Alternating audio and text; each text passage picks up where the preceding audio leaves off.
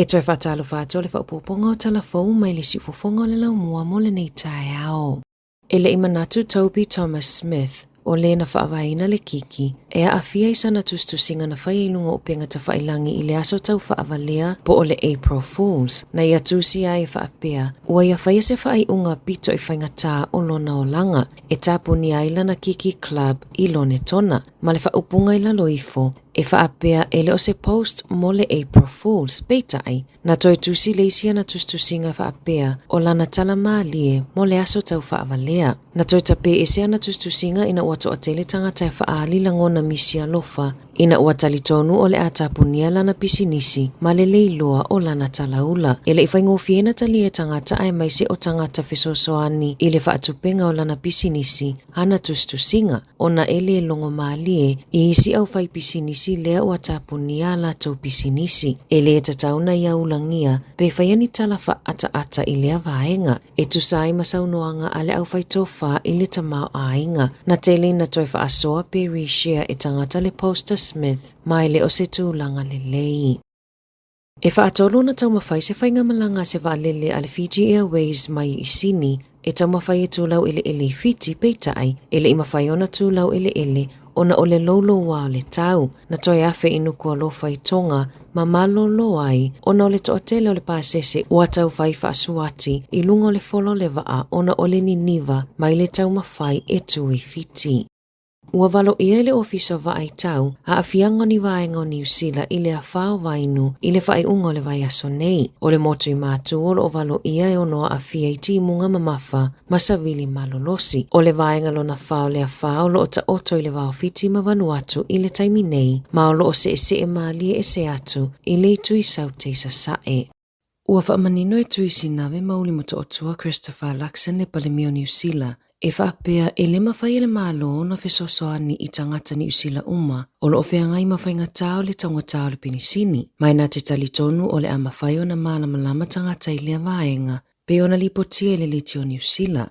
O lo ofua se fono a minista ma pisiniste tele, e whaatala no ai a fianga mai le si itia o le pinisini. Ele o iai se fuafuanga na malo e whaataita ia au se tālia, le wawe ese le la fonga i pinisini. Ona e te tawana wa ai mamao i le lumana o New Zealand, pe ona saunoa Luxon. E paule fuafuanga o lo whaata mai le malo, e whaapea e ono tolo pole si itanga i la fonga mo le pinisini, na fuafua e si itia ia Januari, lea na fuafua e whaupopo ile se fululua sene o la fonga e tutongi mo le pinisini. O le afo le fituanga i le afo le valu i le tae au nei, o lo solo tite e aile unia le au tinei mu, ona o le fina wina lava o lato tutongi, o lo manana o le Professional Firefighters Union, i ofo mai e le fin se si itanga fo o tutongi, o lo fuafo i a lato tite e le aso whareile mo le tasi le itu la, fa asolo atuai i vai aso o lo manai.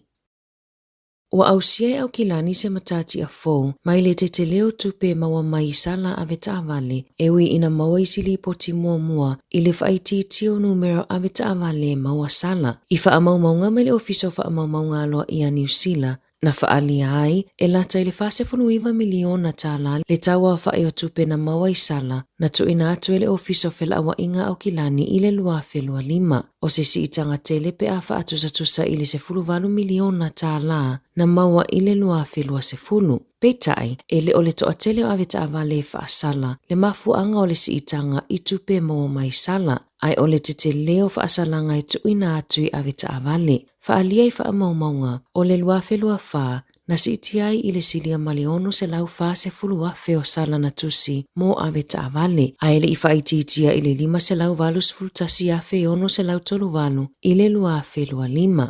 Whaalia le ofiso whela ua inga au kilani, o lea si itanga fau i tupe e maua mai i sala, e mafua mai i si itanga fau o sala na whaia i le whai ungo le lua whelua wha, lea na si itia i sala mo ave taavale. O le tele o sala na maua i masini poeata, ai mai sene toi wha opopo le isi iwa e wha o ngā i masini poeata, e poe ai taavale sawa. E tolu se lau valu 5 afe, valu se lau valu fitu sala na maua i cameras, ma le lua se lau 5 sfulfa afe, lua se lau 1 valu, na tusi e leo.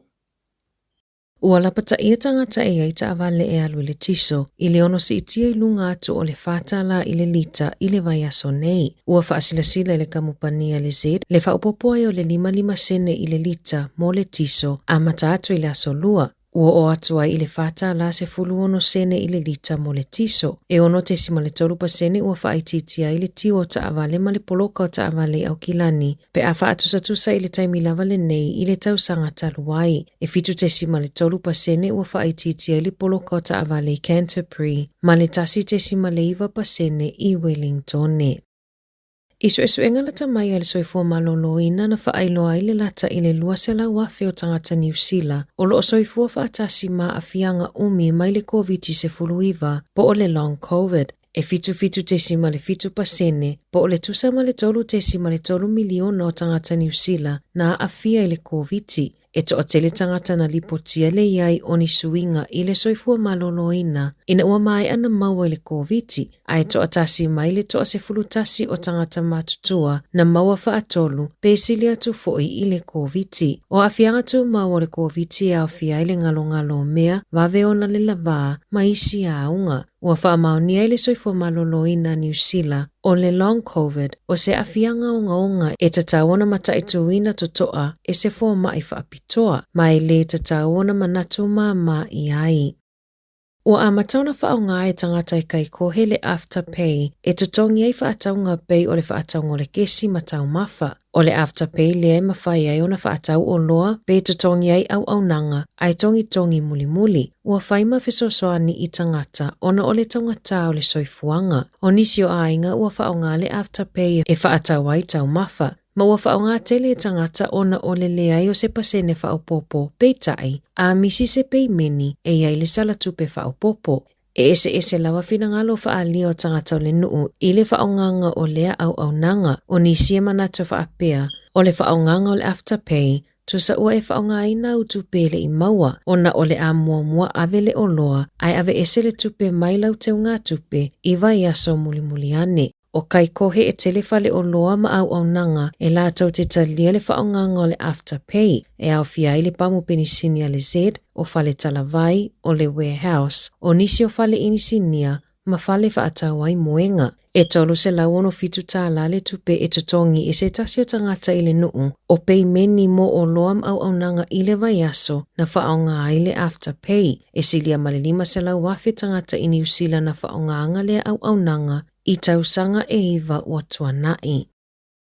Ua toi whaopopo isi malanga ale e New Zealand e ave ese pe whaaleau ngā ina o nau le taungata o le swau na whaasila e le kamupani o le atele na afiai nisi o ala tau whainga malanga i le masina o me Mayuni. E afiai le 4% o whainga malanga wa alele a toa ai ma le 10% o tangata malanga e afiai ua mai au na tutongi pāsese. O le fautuanga mai le a New Zealand, a le ai se whesa o ta inga e mawatu e winga i lau whainga malanga o lona winga e whaatauna uina pea lau whainga malanga. O le pea o le initaneti o le telefoni a se tau lea o lo ofesa o ta i le wifi lo na fale, na whaato ai lo ai o lo o iai se tangatanga oi i to tono o le fale. Ua ia se ina mga o ia le waya, whaapea le modem mo le wifi. Na anga i atu le e nofo le fale e siakila na wifi ina ua pela na initaneti, mai lo ai ua le ai se pusa o le wifi i le palaka na suluai. Sawa aiale ngā oio le ali o rangi Fero i to tono o le tonga la au, o lo oio uina le ato o lo oia le modem maisi mea tō tino, whaapele TV o lo oi tawhatafa o le pā. Na turi loa e le e nofo le fale lea tau lea, ai whaasanga ane Fero takiki, ma whaau o manua i ai. E ia isi ngā oinga na mōli ai le ali, e au fiaini ngā oinga i supermarketi a le Woolworths, Pack and Save ma le Warehouse i Napier. Na ia ave inai o loa e tusa ma le fitu se lau 5 lalo na tau a whai, mana tula ai luma le whaamasinonga mawalunga i le vai aso nei, e tali i ona molianga. Tala fōuia mai le si ufofonga o le lau mua mo le nei vaenga o le tae ao.